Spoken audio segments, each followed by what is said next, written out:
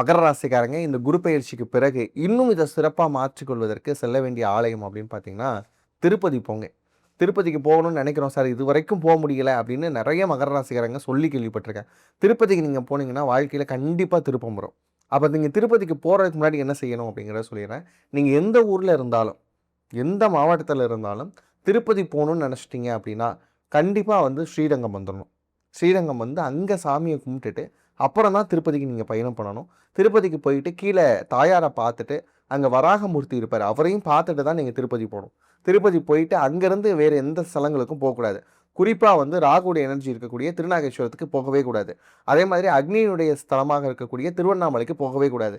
ஏன்னா நிறைய பேர் பண்ணக்கூடிய தப்பு என்ன தெரியுமா? ஒரே தான் ட்ரிப்பை போட்டுட்டு திருப்பதி போயிட்டு அங்கே இருக்கக்கூடிய முழு சந்திரனுடைய எனர்ஜியை வாங்கிட்டு அப்படியே ராகுவோடைய ஸ்தலத்துக்கு போவாங்க. அப்போ அது வந்து கிரகண தான் வந்து ஆக்டிவேட் ஆயிடுது. அப்புறம் எப்படி நான் திருப்பதி போனேன், என் வாழ்க்கையில் எதுவுமே நடக்கலை அப்படின்னு புலம்புறதுக்கான ரீசன் வந்து முறையான வழிபாடு தெரியாமல் இருப்பாங்க. நான் சொல்கிற மாதிரி மகர ராசிக்காரங்க திருப்பதி போங்க. ஃபஸ்ட்டு எடுத்தனே அது எல்லா ராசியுமே இதை ஃபாலோ பண்ணணும். ஸ்ரீரங்கம் போகணும். அங்கே போய் சாமியை கும்பிட்டதுக்கப்புறம் அங்கேருந்து திருப்பதி, திருப்பதியில் அலமேலுமங்கை தாயாரை பாருங்கள், பத்மாவதி தாயாரை பாருங்கள். பார்த்துட்டு வராகமூர்த்தியை பார்த்துட்டு நீங்கள் என்ன பண்ணணும்னா பெருமாளை பார்க்கணும். பார்த்துட்டு வேறு எங்கேயுமே போகக்கூடாது. திருப்பி வீட்டுக்கு வந்துடணும்.